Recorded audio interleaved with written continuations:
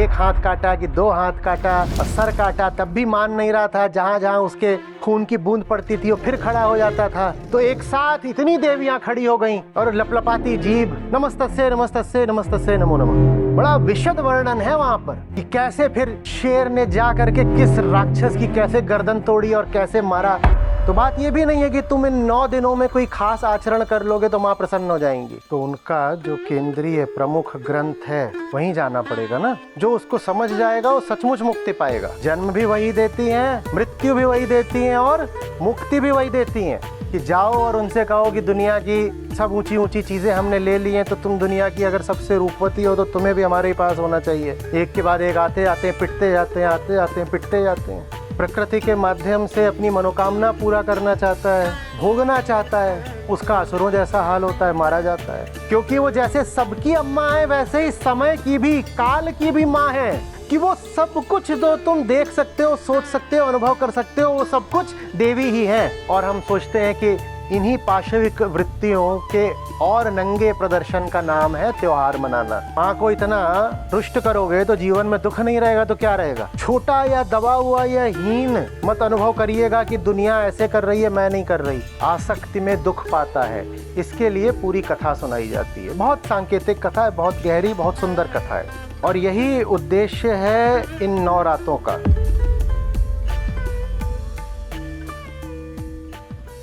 प्रणाम आचार्य जी, मेरा नाम शिखा है। मैं 23 वर्ष की हूँ। मैं 11-12 साल से नवरात्रि का व्रत करते आई हूँ। तो आपसे सीखा है कि जो हम सब करते हैं कि भगवान के नाम पे घी का हवन करते हैं, हलवा पूड़ी चढ़ाते हैं, ये खाना है, ये नहीं खाना है, सुबह से शाम तक यही दिमाग में चलता है। और दुर्गा सप्तशती का भी पाठ करते आई हूँ, लेकिन आपसे सुना तो मैं उसको अच्छे से समझ पाई हूँ। मम्मी का फ़ोन आया था 2 दिन पहले, बोली कि नवरात्रि आ रहा है तो अभी व्रत रहना है, कैसे क्या करोगी। तो मैं बोली नहीं, इस बार तो मैं व्रत नहीं रहूँगी। कहीं तब कैसे क्या करोगी, कहीं तो उद्यापन कर दो। मैं बोली उद्यापन का क्या मतलब है, तो भगवान से छुट्टी लेना होता है। कह रही कि नहीं तो ये तो करना ही पड़ता है। मैं बोली कि नहीं, ये तो नहीं करूँगी, कहीं तब क्या करोगी। आचार्य जी, मैं आपसे पूछने आई हूँ, वैसे तो हर दिन माता रानी के लिए विशेष है, इस नवरात्रि क्या किया जाए कि महामाया मोक्षदायिनी बने। इस नवरात्रि दुर्गा सप्तशती को पूरे हृदय से, पूरी निष्ठा से समझा जाए। जी। अगर माता रानी को, बड़ी माँ को समझना है तो उनका जो केंद्रीय प्रमुख ग्रंथ है वहीं जाना पड़ेगा ना। बहुत संक्षिप्त नहीं है ग्रंथ, लेकिन बहुत विस्तृत भी नहीं है। 9 दिन बिल्कुल ठीक है, न कम न ज्यादा, पाठ करने के लिए।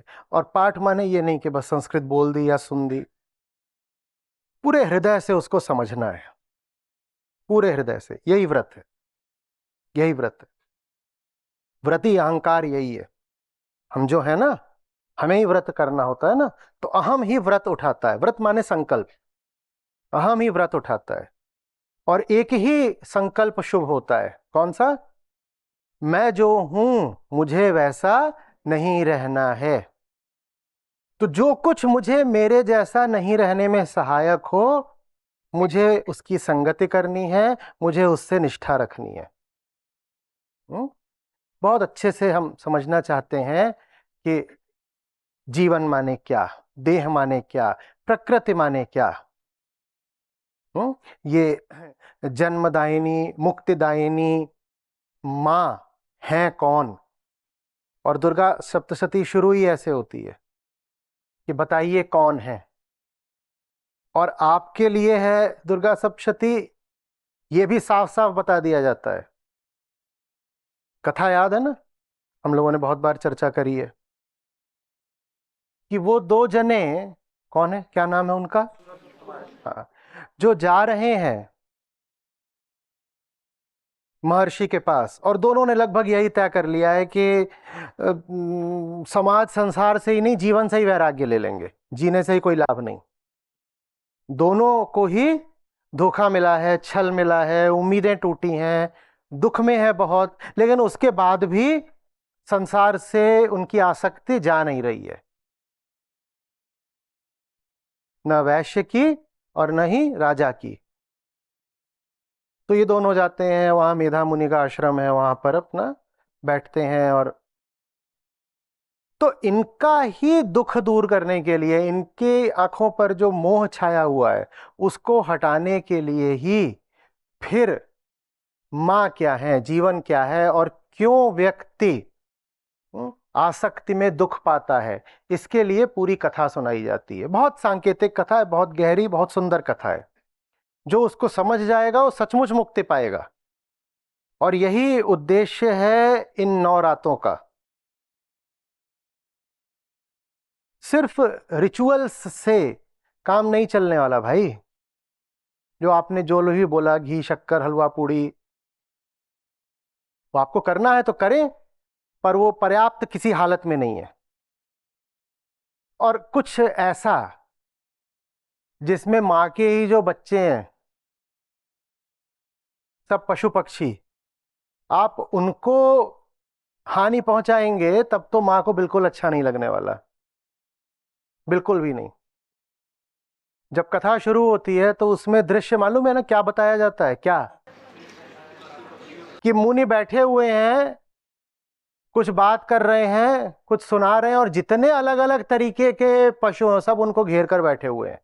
आशय समझो, आशय समझो। इन्हीं पशुओं को आप किसी भी तरह से पीड़ा दोगे अगर, तो मां प्रसन्न तो नहीं होने वाली। और धोखा उनसे कर नहीं सकते क्योंकि मां वहां नहीं है। मां कहां है?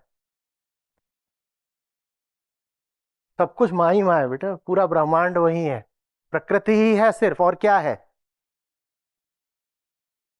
सिर्फ प्रकृति ही है। ये जो समूचा विस्तार है इसी को मां बोलते हैं। इसी में आप उठते हो लहर की तरह, इसी में आप गिर जाते हो लहर की तरह।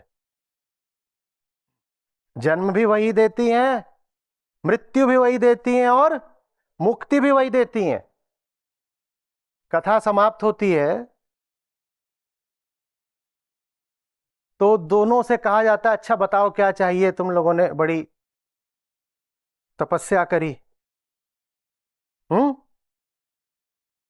तो जो सज्जन कहते हैं मेरा जो सब खोया हुआ था लौटा दो, वो उनको लौटा दिया जाता है।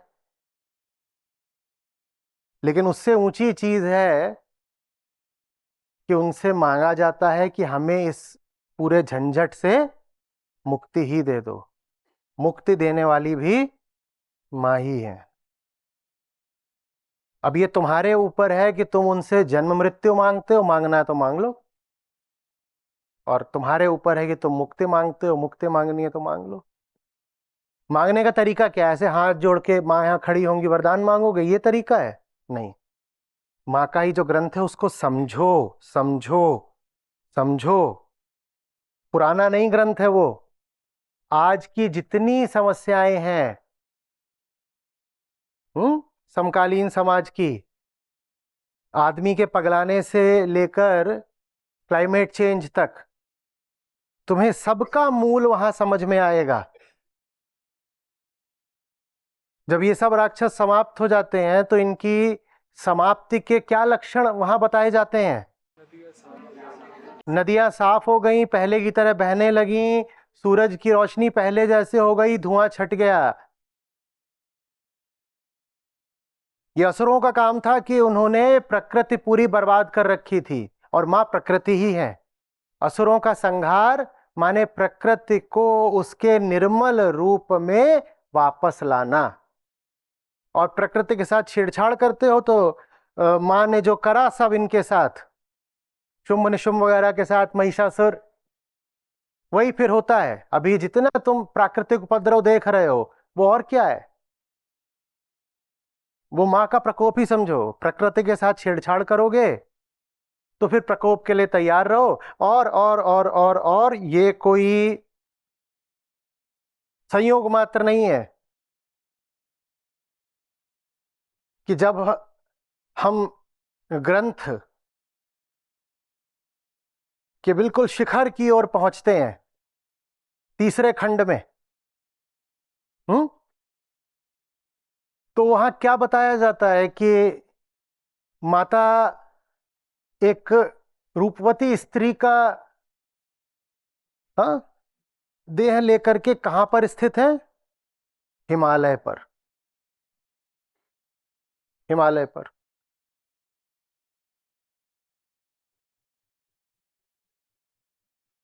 और ये सब चंड-मुंड लगे हुए हैं कि हमें तो तुम पर कब्जा करना है। कुछ कुछ आज के समय से बात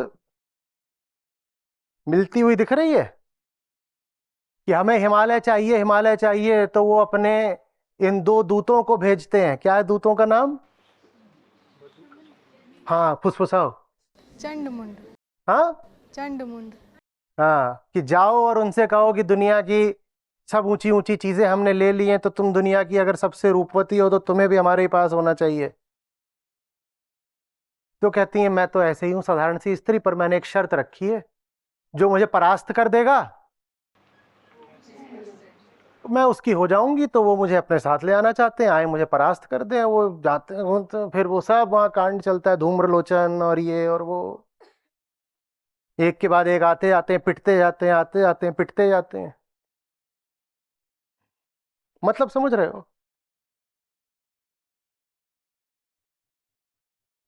उनको परास्त करने से आशय समझ रहे हो क्या है? जो उनको जान लेता है उसकी हो जाती हैं, और जो उन पर कब्जा करना चाहता है, शोषण करना चाहता है, प्रकृति के माध्यम से अपनी मनोकामना पूरा करना चाहता है, भोगना चाहता है, उसका असुरों जैसा हाल होता है, मारा जाता है।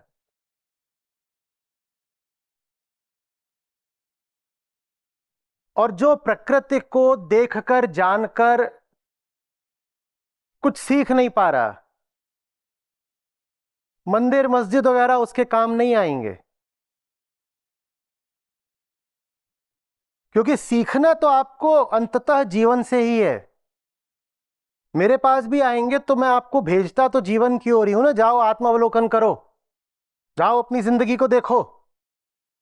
और जिंदगी को देखना माने किसको देखना? प्रकृति को ही देखना। तो सिखाने वाली भी, परम शिक्षिका भी प्रकृति ही है, वो है मां।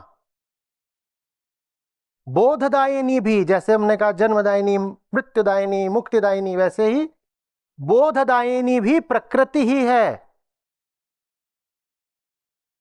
लेकिन बोध कैसे होता है? प्रकृति को निष्पक्ष होकर के, निष्प्रह होकर के, निष्काम होकर के देखकर।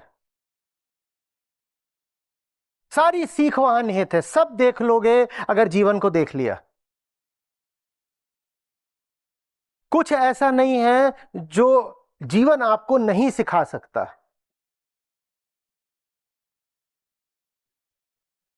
कह तो रहा हूं, ग्रंथ भी अंततः आपको बहुत सारी बातें कहने के बाद यही कहेगा कि चलो जीवन को देखो, चलो जीवन को देखो। जो जीवन को नहीं देख सकता, ग्रंथ भी उसके क्या काम आएगा?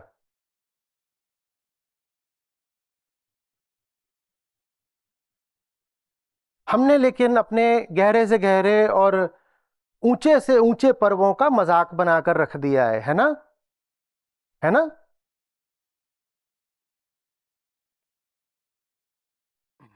अभी आप आइए नोएडा से ग्रेटर नोएडा की तरफ, सड़कों पर लोग नाच रहे हैं, उछल रहे हैं, फिल्मी गीतों पर ठुमके मार रहे हैं और सड़कों पर लौट रहे हैं। कई तो जानबूझकर ट्रैफिक रोक रहे हैं। माता प्रसन्न होंगी इससे या और प्रकोप मिलेगा? प्रकोप।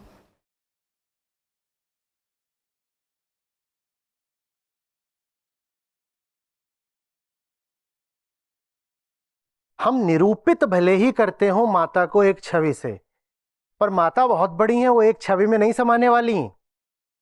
वो कितनी बड़ी हैं? वो ब्रह्मांड जितनी बड़ी हैं, ये समूचा ब्रह्मांड ही। और वो 9 दिनों में भी नहीं समाने वाली, सच पूछो तो। क्योंकि वो जैसे सबकी अम्मा है, वैसे ही समय की भी, काल की भी मां है। 9 दिन।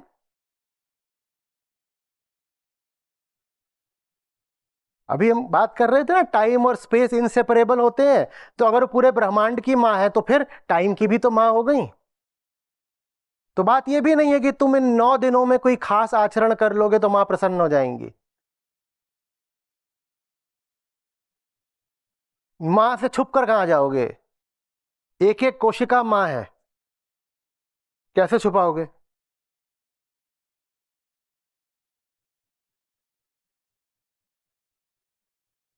हम्म।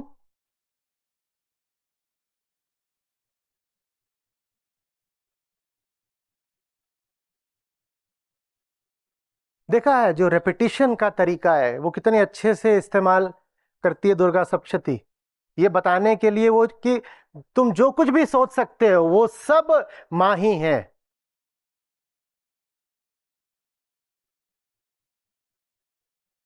कौन सुनाएगा? या देवी सर्वभूतेषु। हम्म। एक तरह से देखो तो इसी फॉर्मेट में, हाँ, सब कुछ है। कभी बुद्धि डाल देती हैं, कभी मुक्ति, कभी शक्ति, सब कुछ। आशय क्या है ये कहने का? कि वो सब कुछ जो तुम देख सकते हो, सोच सकते हो, अनुभव कर सकते हो, वो सब कुछ देवी ही है। नमस्तस्यै नमस्तस्यै नमस्तस्यै नमो नमः। और ये एक बार नहीं कहा गया, बिल्कुल इसी तरीके से, बस एक शब्द बदल दिया जाता है। तो कहां छुप कर जाओगे? जन्म भी वही है, मृत्यु भी वही है। छुप कर कहां जाओगे? वही है, यही है सब कुछ, सब कुछ यही है। और इसी बात को और प्रभाव से समझाने के लिए कि सब कुछ वही है, ग्रंथ आपको बताता है कि सब देवताओं ने अपना जो श्रेष्ठतम था, जब वो अर्पित किया तो फिर देवी खड़ी हुई। माने देवताओं से भी ऊपर है। सांकेतिक बातें हैं, समझो, ये कोई ऐतिहासिक घटना नहीं बताई जा रही है कि आप पूछो कि ऐसा ईसा पूर्व हुआ था, ऋग्वेद के दौरान हुआ था, कि उससे पहले हुआ था, ये किस सन की बात है। ऐसे प्रश्न नहीं पूछे जाते हो, नादानी है। यहां बात इतिहास से कहीं ज्यादा गहरी है और आगे की है।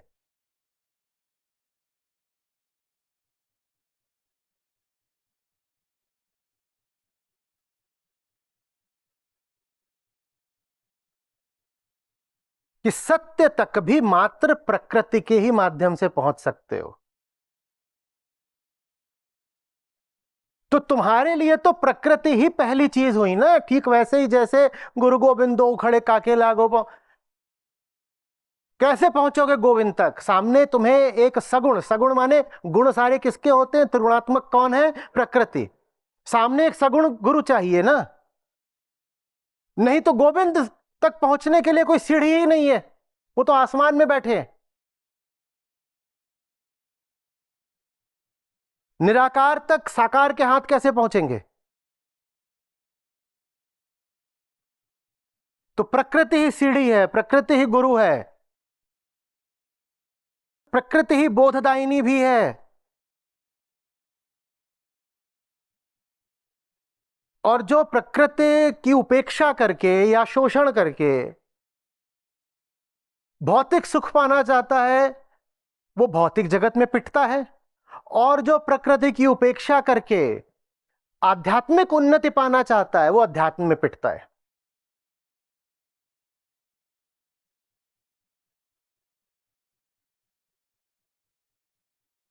प्रकृति माने, मैं उम्मीद कर रहा हूं आप ये नहीं सोच रहे हैं बस पेड़ पौधों और नदियों पहाड़ों की बात कर रहा हूं। सब कुछ प्रकृति है। वो जो मानव कृत है वो भी। अच्छा, चिड़िया का घोंसला प्राकृतिक है कि नहीं? तो आपका घर क्या हुआ? तो आपका कंप्यूटर भी क्या हुआ? और ये बात लोगों को अजीब लगेगी क्योंकि हम ऐसे सोचते नहीं कि कंप्यूटर भी प्राकृतिक है, पर अगर चिड़िया का घोंसला प्राकृतिक है तो कंप्यूटर भी प्राकृतिक है। जो कुछ भी इंद्रियों से अनुभव्य है वो सब प्राकृतिक है, चाहे वो सीधे सीधे मिट्टी से उठा हो या मिट्टी से ये जो पुतला उठा हो इस पुतले ने बनाया हो, वो सब प्राकृतिक ही है। हाँ, आप एक कह सकते हो एक प्राइमरी रूप से प्राकृतिक है और एक सेकेंडरी तरीके से प्राकृतिक है, फिर एक टर्शियरी तरीके से भी हो सकता है। उदाहरण के लिए मैंने बनाई फैक्ट्री और फैक्ट्री ने बनाया फोन, तो प्राइमरी उत्पाद कौन हो गया प्रकृति का, सेकेंडरी क्या हो गया, और टर्शियरी क्या हो गया, फोन। लेकिन है तो सब प्राकृतिक ही। आ रही बात समझ में? तो जो कुछ भी जानना सीखना है इसी जीवन से ही सीखना है, इसके अलावा कुछ नहीं है। इसी बात को सांकेतिक तरीके से बार बार समझाया गया है कि विष्णु भी फंस गए थे, सो रहे थे और क्या उनके मैल से वो पैदा हो गए दो और लड़े जा रहे हैं, और फिर मां आती है कहती है। इसी तरह से जितने भी हम देवी देवताओं की बात करते हैं सब वहां पर आते हैं, और सब जब अपनी सारी शक्तियां सामूहिक रूप से संकलित करते हैं तो फिर जो पुंज है, ये बताने का मतलब क्या है कि नंबर एक पर तो एक ही चीज आती है, क्या, ये जगत, ये जीवन, इससे अछूते रहकर या इसके अज्ञान में रहकर तुम कुछ हासिल नहीं कर पाओगे, न विद्या न अविद्या, न विद्या न अविद्या।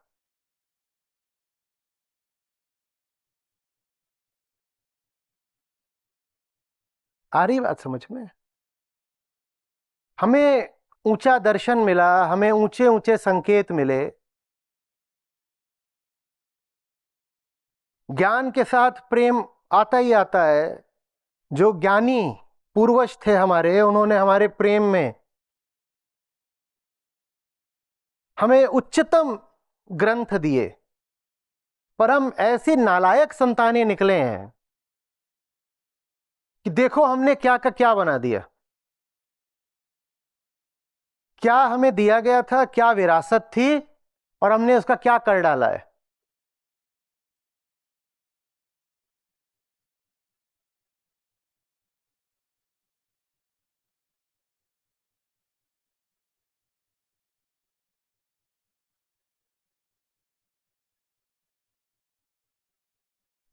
जो देवी स्वयं प्रकृति हैं,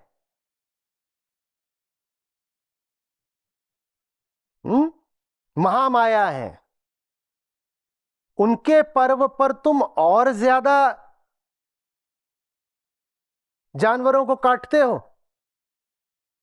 ये बुद्धि है तुम्हारी? जो सबकी मां है उनके शिशुओं को तुम उनके पर्व के नाम पर काट रहे हो और फिर चाह रहे हो मां प्रसन्न हो जाए। बड़े हेवी ड्राइवर हो। तो बड़ा विविड, बड़ा विशद वर्णन है वहां पर कि कैसे फिर शेर ने जा करके किस राक्षस की कैसे गर्दन तोड़ी और कैसे मारा। वो मूर्खों के मन में डर का संचार करने के लिए ही है। ये जो तुम कर रहे हो ना, यही हश्र होना है तुम्हारा। ये एक हाथ काटा कि दो हाथ काटा और सर काटा, तब भी मान नहीं रहा था। जहां जहां उसके खून की बूंद पड़ती थी वो फिर खड़ा हो जाता था। तो एक साथ इतनी देवियां खड़ी हो गईं, और लपलपाती जीभ, वो जो नीचे बैठा हुआ है उसको तुम क्या सोच रहे हो, महिषासुर है? महिष माने क्या होता है? तो वो हम ही है, पशुता। पशुता जो पुराना हम में, हाँ, जो पाशविक वृत्तियां बैठी हुई हैं। पशु नहीं, पशुओं से तो मां को प्रेम है। इंसान की पाशविक वृत्ति का दमन करना होता है तो फिर ऐसे ले मर। और हम सोचते हैं कि इन्हीं पाशविक वृत्तियों के और नंगे प्रदर्शन का नाम है त्योहार मनाना। हमें माफी मिलेगी, मां क्षमा करेंगी, और फिर हमें ताज्जुब होता है कि जीवन में दुख क्यों है। मां को इतना रुष्ट करोगे तो जीवन में दुख नहीं रहेगा तो क्या रहेगा। संकेतों से भरी पड़ी ये पूरी दुर्गा सप्तशती,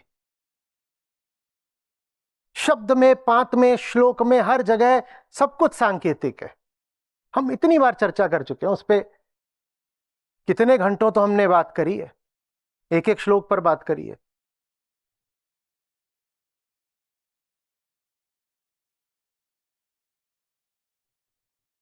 वो समझना ही है इन 9 दिनों का सदुपयोग।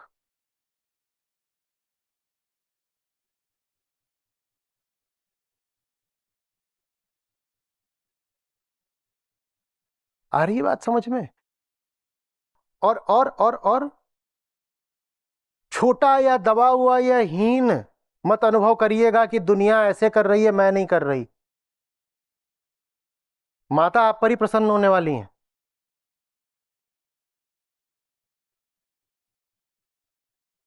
हम्म।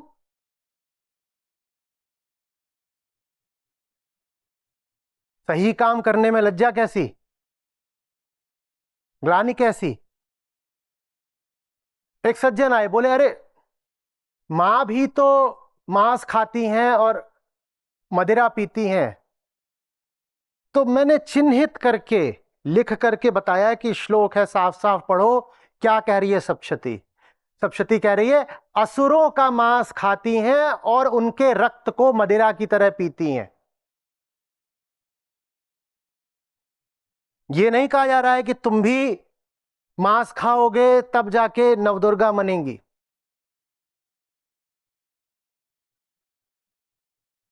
मुर्गे और बकरे का मांस थोड़ी खा रही हैं मां, असुरों का मांस खा रही हैं।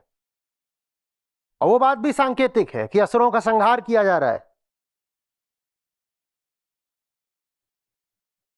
मां कोई मिथिकल कैरेक्टर नहीं है, इतना ही समझ लोगे तो पर्याप्त होगा। मां कोई मिथिकल कैरेक्टर नहीं है।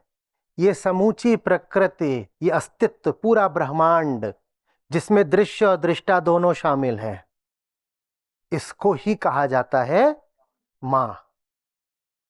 और चूंकि वो बड़ी मां है तो माने एक तो होती हैं जो जिन्होंने ये व्यक्तिगत शरीर को एक व्यक्ति मात्र को जन्म दिया, तो उनको हम क्या देते हैं, मां, माता जी। तो इसीलिए चूंकि वो ब्रह्मांड की ही जन्मदात्री हैं तो उनको हम क्या बोलते हैं, बड़ी मां। अगर इतना भी समझ लोगे कि माता से आशय क्या है तो बहुत तरह की मूर्खताओं और अंधविश्वास से बच जाओगे। हम्म। नमस्ते, मेरा नाम अनुराधा है और मैं मेघालय से हूँ। मैं आचार्य जी को 2023 से सुन रही हूँ and in 2024 February I have joined live Gita session.